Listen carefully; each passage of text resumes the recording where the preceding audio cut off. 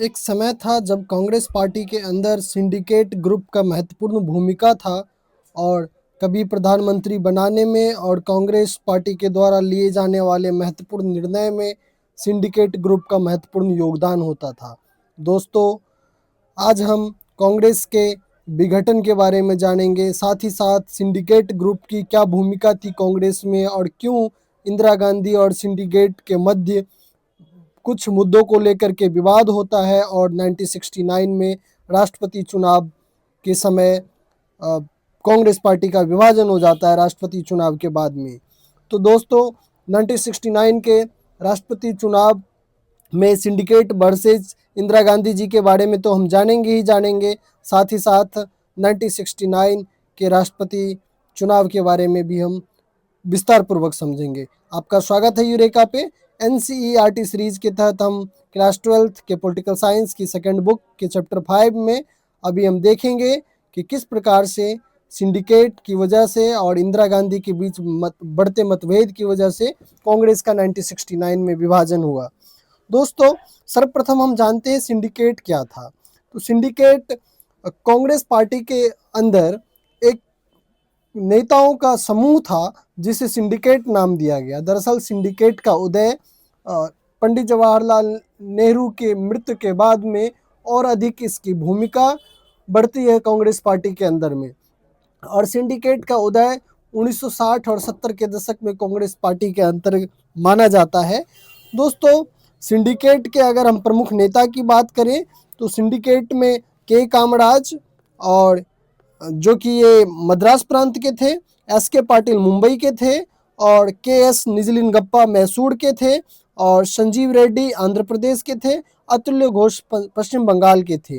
ये प्रमुख नेता थे जो सिंडिकेट ग्रुप के सबसे ताकतवर नेताओं में से एक थे और कांग्रेस पार्टी में निर्णय लेने में महत्वपूर्ण भूमिका होती थी इनकी।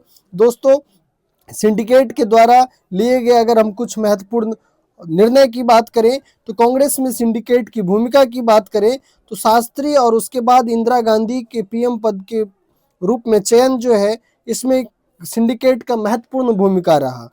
इंदिरा गांधी जी के पीएम बनने से पूर्व मंत्रिपरिषद के निर्णय में सिंडिकेट की अहम भूमिका होती थी।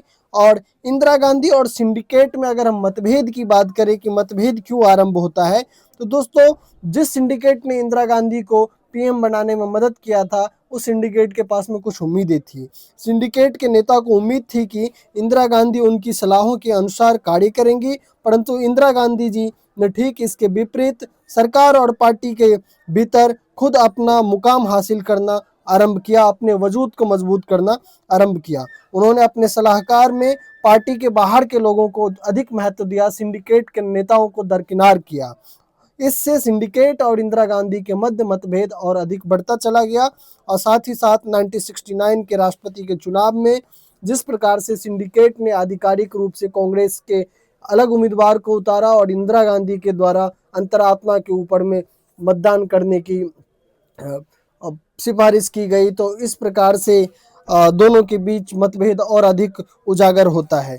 दोस्तों, इंदिरा गांधी की सरकार द्वारा उठाए गए कुछ महत्वपूर्ण कदम थे जिसने सिंडिकेट और इंदिरा गांधी के मध्य और अधिक खाई फायदा किया। इंदिरा गांधी जी अपने आप को मजबूती से पेश करने के लिए सरकार में और पार्टी के भीतर भी कुछ महत्वपूर्ण कदम उठाए ताकि इंदिरा गांधी जी अपने आप को जनता से कनेक्ट कर सके। इस चीज़ के लिए उनके द्वारा कुछ वामपंथी नीति को रंग देने से संबंधित कदम उठाए गए, जो कि क्योंकि दोस्तों ये ऐसी नीति थी जिससे कि वो अपने आप को समाज सेविका के रूप में, सामाजिक हित के रूप में कार्य करने वाली पीएम के रूप में स्थापित कर सके लोगों के मध्य। तो उन्होंने कुछ इस समय कदम उठाए 1967 में, जो कि ये महत्वपूर्ण कदम थे।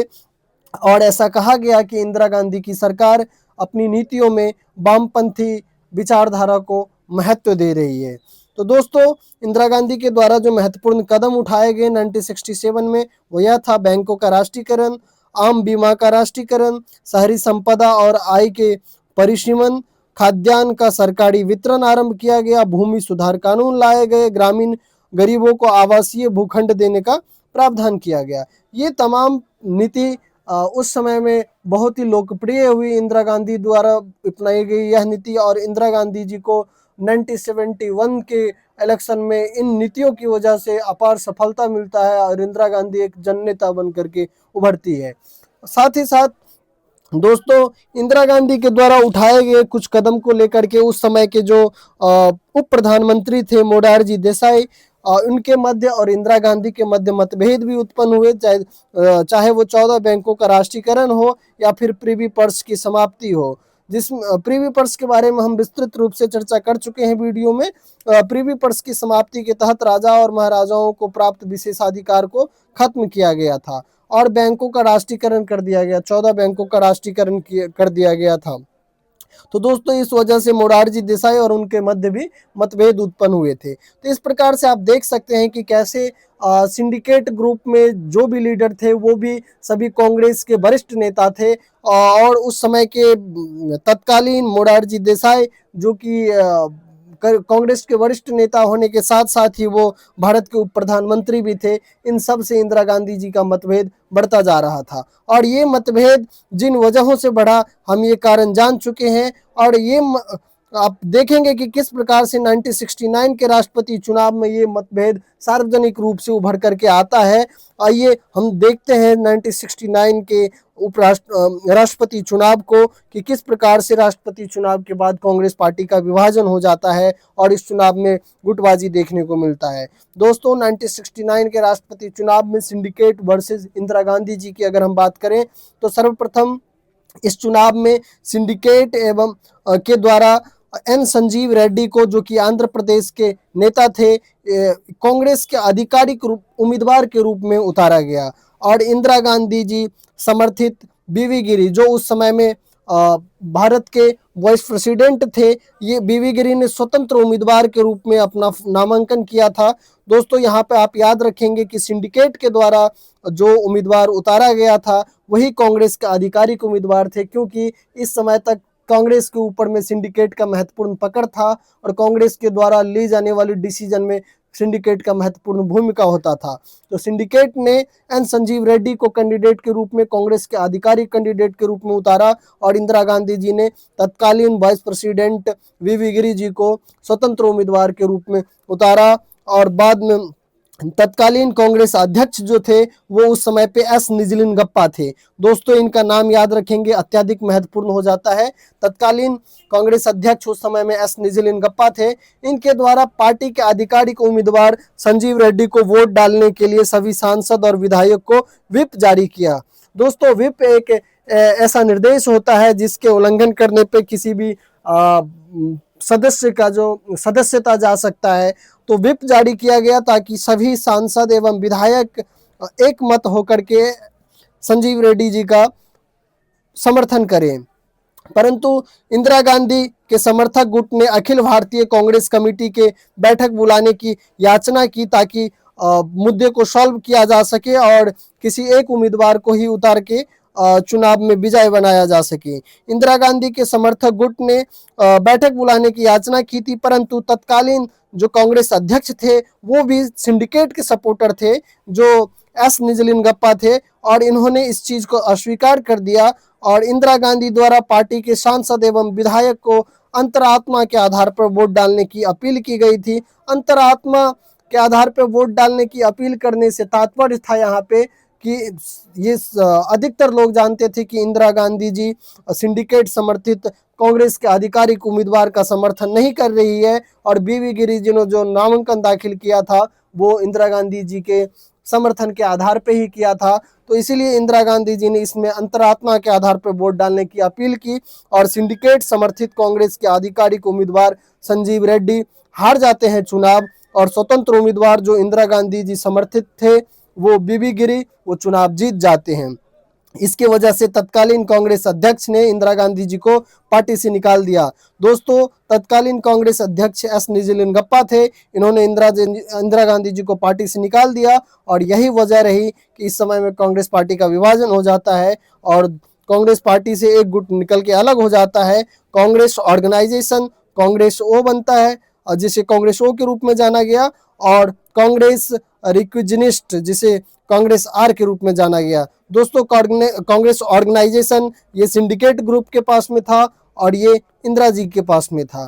तो इस प्रकार से दोस्तों 1969 का राष्ट्रपति चुनाव अत्यंत महत्वपूर्ण साबित हुआ। इस चुनाव में बीबी गिरी जी जीते और एन संजीव रेड्डी चुनाव हार गए, जो कि कांग्रेस के आधिकारिक उम्मीदवार थे। और यहीं पे कांग्रेस का विभाजन भी इस चुनाव के बाद में होना तय हो जाता है। तो दोस्तों इस प्रकार से आपने देखा कि कैसे एक मजबूत ग्रुप, जिसे सिंडिकेट के रूप में जाना जाता था कांग्रेस पार्टी में, उसका कांग्रेस पार्टी के नीति निर्माण और निर्णय लेने की क्षमता में महत्वपूर्ण भूमिका होता था।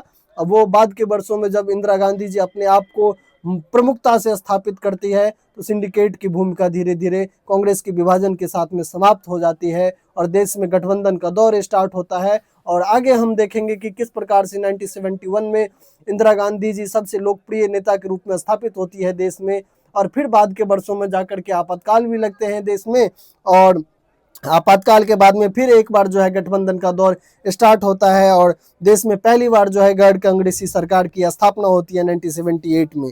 तो दोस्तों मुझे उम्मीद है कि आपको ये वीडियो पसंद आया होगा। अगर आपको ये वीडियो पसंद आया हो तो कृपया चैनल को सब्सक्राइब करें, वीडियो को लाइक करें, अपने दोस्तों तक जरूर भेजें। इससे मुझे प्रोत्साहन मिलेगा, मैं और अधिक से अधिक वीडियो आपके लिए बनाऊंगा। इस वीडियो में इतना ही। धन्यवाद।